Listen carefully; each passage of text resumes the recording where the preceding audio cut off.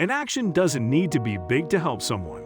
Sometimes the most unexpected thing ever happens during the most unforeseen circumstances. Before we start, can we get this video to 1,000 likes? Please hit the like button and subscribe to the channel. It's great when people show a bit of backbone, but it's even better when their courage manifests itself in smart, calculated actions. Amazingly, a 14-year-old boy was able to carry this given characteristic. It was a Wednesday night when James was at home in Shepherd, Michigan. He was watching over his sibling Asselin, 11 years old, and Angus, 2 years old, because their father had to drive a few miles away to pick up his fiancée from work. Minutes after his father left, James heard a loud knocking at the door. He tried to ignore it at first, but the woman continued to frantically scream in panic, asking them to let her in. James even recalled her saying, "I would die if you don't open the door." Cautiously, the boy opened the door to find a young woman with bruises covering her face. She was holding her arms close to her body. One of them was broken. She rushed into the kitchen. She shouted that someone had kidnapped her and was trying to kill her. She even told the children that they needed to hide from there. The teen remembered that his father had told him that in case of emergency, he should get everyone into one of the bathrooms, the only room in the house with no windows. James started his plan to make sure that everything will be fine. He acted quickly and locked the door, turned off the lights, and took the injured woman and got his siblings to climb into the bathtub. He even told his sister to call 911 while he retrieved the hunting knife he had just gotten for Christmas. Meanwhile, his father has just arrived at his fiance's family business. Suddenly, he heard his cell phone ring. To his surprise, it was his frantic son on the other end. His son said something to the effect of there's a man outside the house and that he needs to go home as soon as possible. As soon as he heard those words from his son, they automatically rush home, and while on their way, he asked his fiancée to keep James on the phone while waiting for some rescue. It wasn't long before they heard the alleged attacker, Eric Ramsey, beating his fist and shouting. He was forcing his way into the house. The seconds passed and things got even more terrifying when everything fell silent. When Eric couldn't force his way into the house, he retrieved a container full of gasoline and a match. The children and the young woman waited anxiously in the bathroom and hoped that help would arrive in time until finally James's father arrived. He hoped he would be able to surprise the intruder. He cut his lights off within a tenth of a mile, hoping to catch the person outside. He didn't find the intruder, but instead found the bottom of the house. Aglow, Hurston put out the fire with the side of his body and his feet. He tried to break a window to get inside, not knowing if the intruder was in the house. The children finally opened the door when they spotted the cops in person met them in the living room. That's when the children started talking about the woman with them. Authorities quickly found her. She was injured, but amazingly calm. Paramedics cared for the woman, and the cops questioned her before she was taken to the hospital. Authorities also interviewed the children and informed them that they didn't have to worry about the man coming back, as the man was already taken down by the authorities. Later on, James together with his sister Asselin were hailed as heroes. Isabella County Police Chief Leo Miodowski believes James saved the woman's life. James' dad was proud of his son's quick thinking and courageous efforts. James will be honored with a life-saving award at a county commission meeting. Let's move on to the next story. It was dark and stormy out. The lightning flashed just as they opened the front doors and into the warm restaurant. Even though it may have been warmer, the atmosphere seemed equally as moody as outside. Before we start, can we get this video to 1,000 likes? Please hit the like button and subscribe to the channel. Then they saw him. They need to go right up to him and give him a piece of their mind. He coached the Columbus Lions and a football team in Georgia. This wasn't too impressive since he was also a lieutenant colonel. His name was Robert Risdon. His primary focus was being a husband and father of 2. He didn't always get a chance to go home. He often worked late and had to work long hours.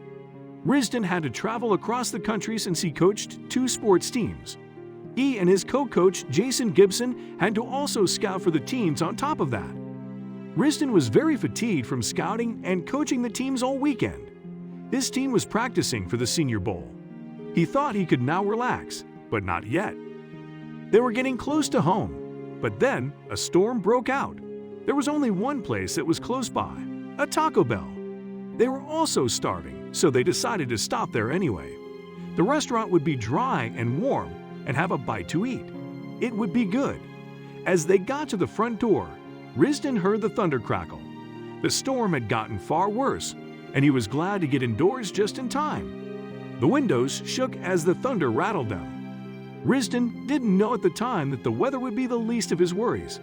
Surprisingly, the restaurant was packed full of people.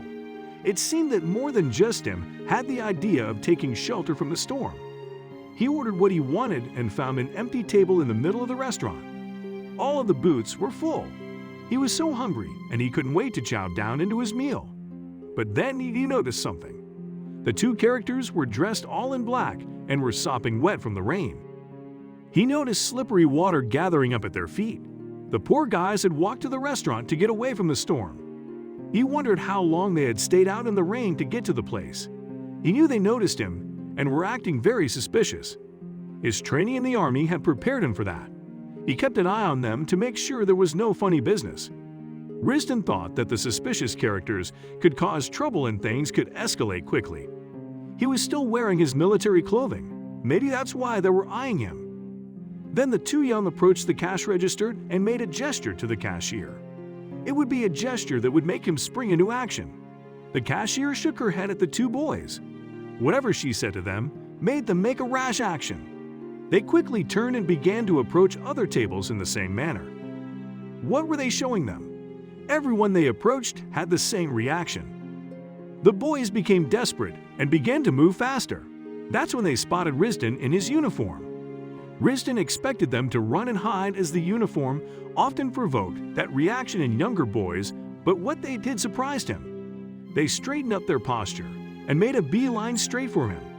Risdon was getting ready to assess the situation that had everyone staring at the boys, but then he heard a shout. One of the restaurant employees began to shoo the boys away, but they were determined. They bypassed the worker and stood in front of Risdon. They were soaking. Risdon looked into eyes that appeared to have captured the entire moon. What they said next shocked him. "Do you want to buy some candy?" they asked innocently. They discreetly showed him the bag full of baked goods. A big smile flashed across Risdon's face before it suddenly disappeared again. He wondered why these boys were selling candy at a restaurant, and then remembered he had no cash.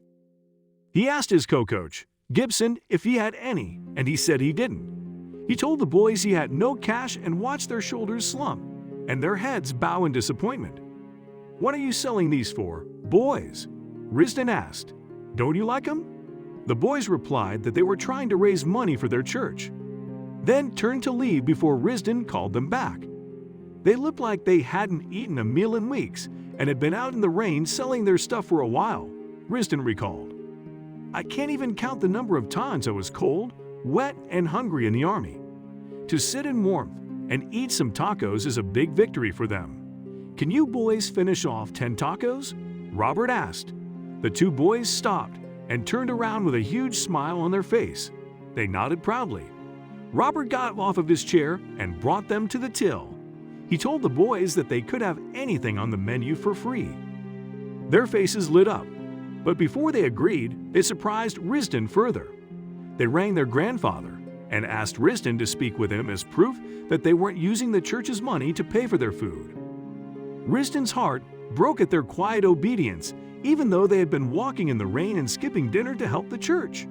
Risdon helped them order 5 tacos each, while Gibson captured the whole heartwarming encounter on video.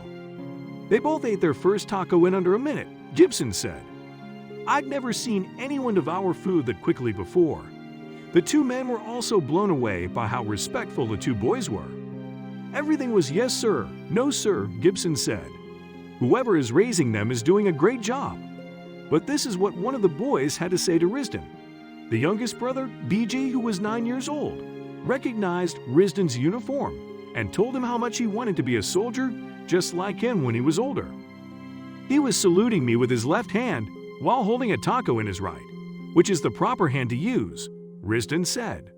"So I made him put down the taco and taught him the proper way to salute, which will come in handy if he actually grows up to be a soldier. After the video of his encounter went viral, Risden explained what was running through his mind. "My kids were running through my mind the whole time," he said. "The thought of my kids in their situation broke my heart, so it made me react and want to help the boys out, and the least I could do was buy them some tacos."